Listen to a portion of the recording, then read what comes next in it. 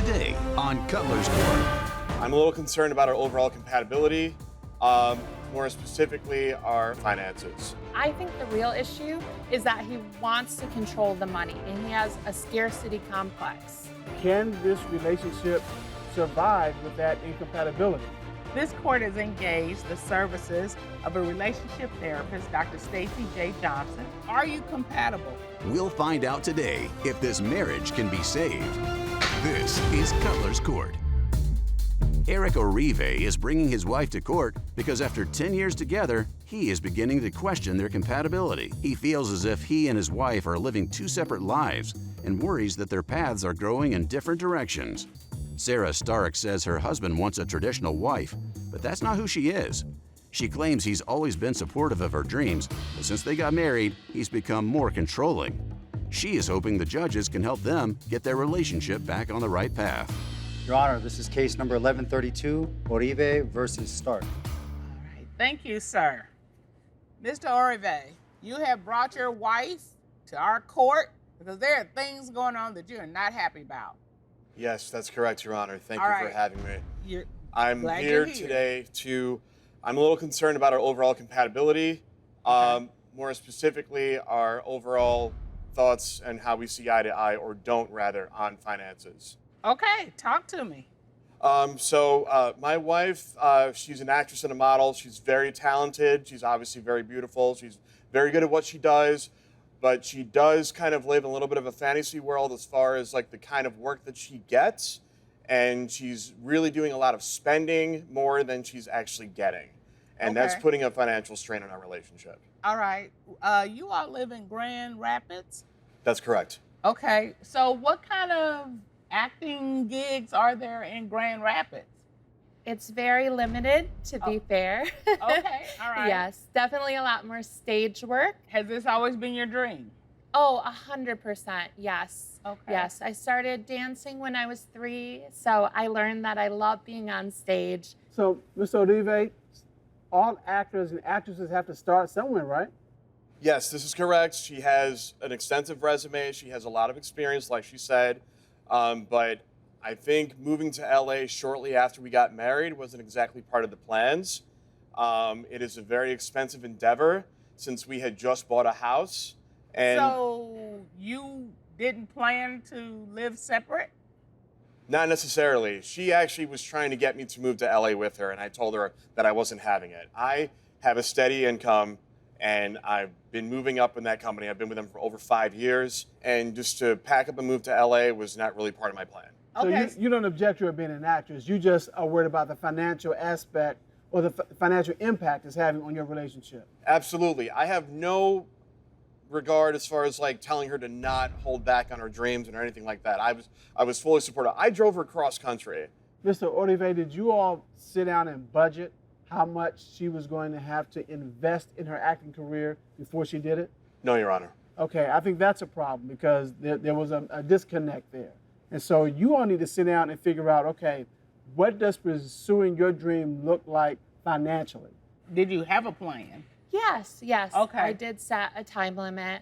Finding work opportunities that I never had access to in Michigan was so good and thrilling that at that point I was like, you should consider coming here and moving here and living with me, you know? And he wouldn't do it. No, so there's no way. Absolutely not. And so you ended up coming back home. I did, ultimately because I missed him so much. And I realized I didn't want to live without him. Right. So tell me how you guys met. We actually met in theater. So That's ironic. it is. Yeah, we're going full circle here, Your Honor. So we actually met. I actually auditioned for a play that she was the owner of the theater company. So you are or were an actor. I wouldn't call myself that anymore. He is a very talented actor and comedian as well. I work full time, benefits, the whole thing, 40 hours a week plus. Well, But my point is, being a former actor, you, above anybody else, should recognize what she's going through, wanting to be an actress, trying to get that break, trying to take your shot. Right? absolutely, and that's why I supported her. I took that time off of work. I drove her cross country. How long have you all been together? 9 years this October. We got married May of last year. Who she is who she's been for the last 10 years. She's wanted to be an actress and a model the whole time you've been together. More actress than model. The model thing started a few years ago, and that's been working out pretty well for her, so it's been both. But she's had this dream to be out there, correct? Correct. Do you have any complaints about Mr. Orive? I wouldn't say the word complaint, but the Okay. one thing I'm concerned about, he is such a talented comedian and actor. I see him light up when he performs. I love performing with him. And sometimes I feel like he's given up on that because of his practicality. And that makes me sad. I want him to live his dreams too. And I want us to do that together in harmony. Okay, so is it still your dream to be an actor? I mean, to a point, but practicality pays the bills, Your Honor. Okay, well, Practicality pays the bills, but there are a lot of entertainers who have a practical job while they're still pursuing their dream. They don't give up on it. That's fair. I think the real issue is that he wants to control the money and he has a scarcity complex. If you can call it a scarcity complex, that's easy for someone to say who's never been without. oh, Her version of broke is not your average person's version of broke. Up next, He's very guarded about his money. Like, I don't even really know how much he makes. I don't get to see or know anything. So that, to me, presents an obstacle in planning together. Can this relationship survive with that incompatibility? I'm a little concerned about our overall compatibility, our overall finances. I think the real issue is that he wants to control the money and he has a scarcity complex. That's easy for someone to say who's never been without. I don't know how much more to this day it's happening, but, I think, she does get a little bit of family support sometimes. okay. So, she's never been hungry. We've talked, yes, she's literally used the term safety net, to which I said, well, I don't have one of those. Okay. So if something happens to us, we're like, I get hurt or I get laid off or I get fired, like that's a big chunk of income that we're not getting anymore. And I think that all goes and ties into, her wanting to have kids. And I know practicality has been thrown around a lot today, Your Honor, but honestly, if there's not steady income involved, kids, they're not cheap. They're not free and they're not They're cheap. definitely not free. No. I mean, they're free at first. It's free to make them.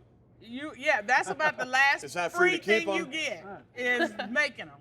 She wants to try to do what she's doing and also be a mom. Like that is very challenging. That's a very challenging schedule. If you're traveling, especially long distances, and you want to take the kids with you, now you're paying for the travel for those kids and everything else because they're going to be relying on you. I think that it's all well and good. I've never questioned her work ethic. I've never questioned her talent. She is definitely one of the most hardest working people I know. That is definitely something that attracted me to her, is her work ethic. She's to the point of exhaustion. There is an amazing challenge in children. And when I say that, I mean, people think about, oh, it's a cute little baby, and they forget it grows into a child that grows into a teenager. And with a baby, they never get sick on your schedule. In fact, the very time you don't need them to be sick, they're in there for it. Count on it. Count on it. And you know what's interesting is he's very guarded about his money. Like, I don't even really know how much he makes. We've talked about the idea of a joint bank account, and he put that down right away, which I understand he makes more. But, like, I don't understand the secretism around his money. It's like he wants to control it, but also I don't get to see or know anything. So that, to me, presents an obstacle in planning together. I'm sure it does. And there's a whole compatibility piece there because it's like, can this relationship survive with that incompatibility? Right. So, because of that question, this court has engaged the services of a relationship therapist, Dr. Stacy J. Johnson. I think you all took a compatibility test with her, And she's going to come and share the results so that you all can figure out what's important to you. Are you compatible? Where do you all need potentially to make changes to make this dynamic work? Tasha, would you show our expert in, please?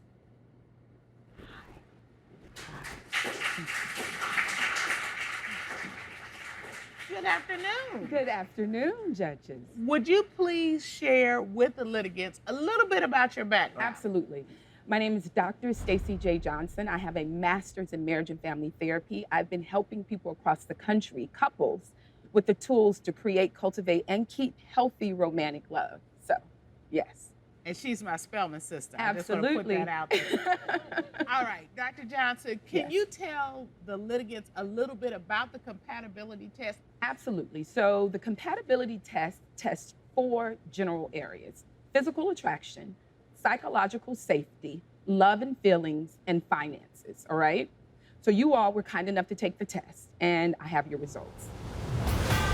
Up next, This is where it gets very telling for the defendant. Her dream is to be an actress. That dream started way before you came into her life, unless the defendant says she's going to give up her dream. Can this relationship survive with that incompatibility?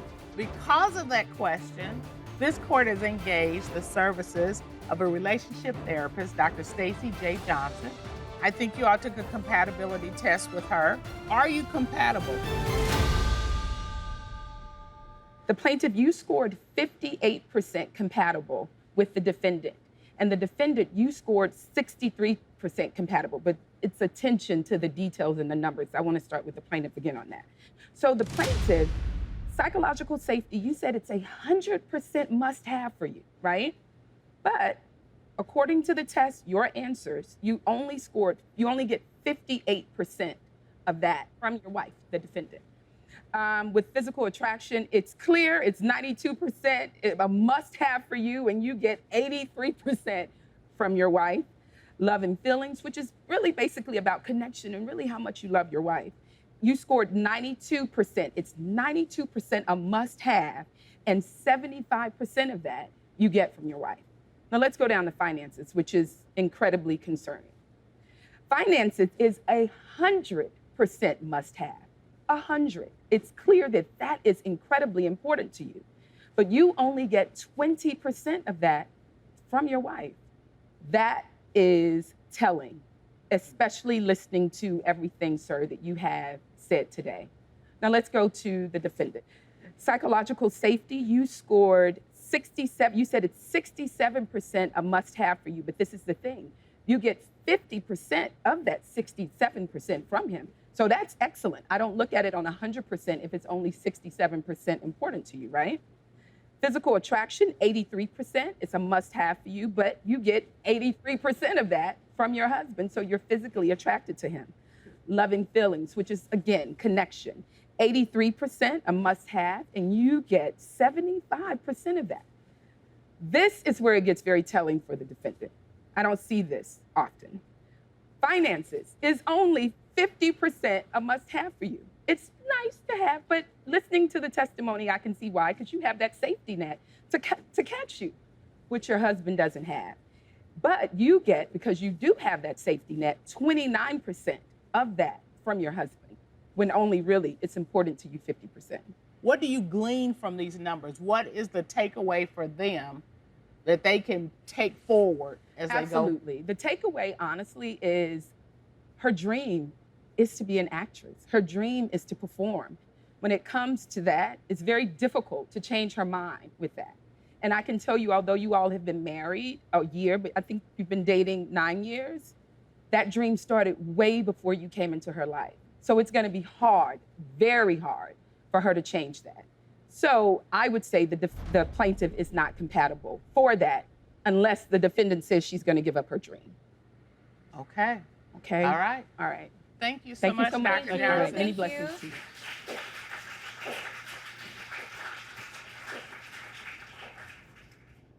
I have a question for both of you. What is the goal? To be married or not? If it's your dream to have this life, to be an actress, to be a model, and he's only marginally, on paper at least, sounds like supportive of that, or if it's yours that, look, I want to be financially secure, and that's not very important to her, do you all want to work through this?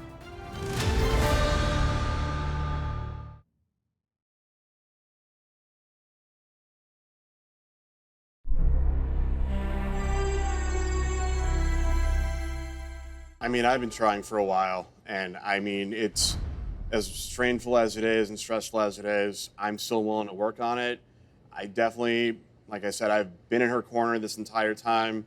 I want to be supportive. I want her to be where she wants to be. I believe in her. You know, but it is definitely a challenge. Ms. Stark. I love him with all my heart. My goal is for us to stay married, have a long marriage that lasts our lifetime, and bring children into this world and be a family. I'm shocked to hear his results. He's a lot more unhappy than I realized. That breaks my heart, and it does concern me. Well, you said you want a lifetime of marriage, right? So these two people right here in the front, wave your hands, two people. You know who I'm talking about. Those two people are my parents. Oh.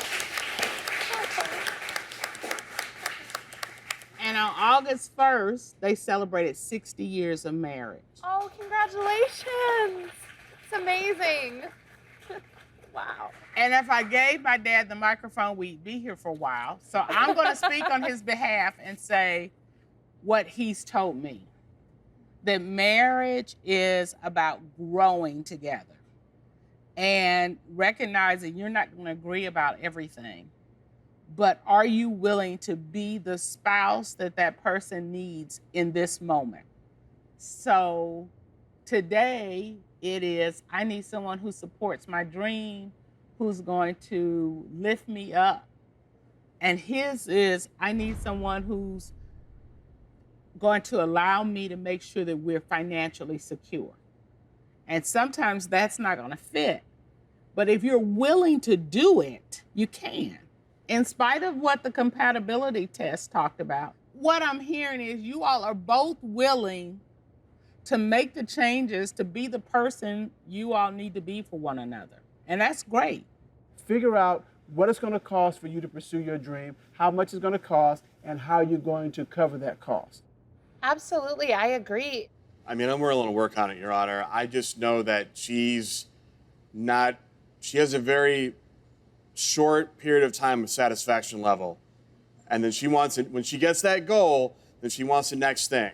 I feel like the market that we live in right now is good now. Overall, her situation, yes, financially it has slightly improved and it's been growing, and I see that progress. But when the well runs dry of satisfaction for this market where we're at now, I mean, she's gonna want to go to bigger places. And you may have to revisit the issue, and that's the growth that Dana talked about. In a marriage, you grow as individuals and you grow as a couple. And so you have to revisit that growth issue when the time comes. So that is our determination. Good luck to both of you. Good luck to you and your career. Thank you. Court is adjourned. Thank you so much. Thank you, Your Honor.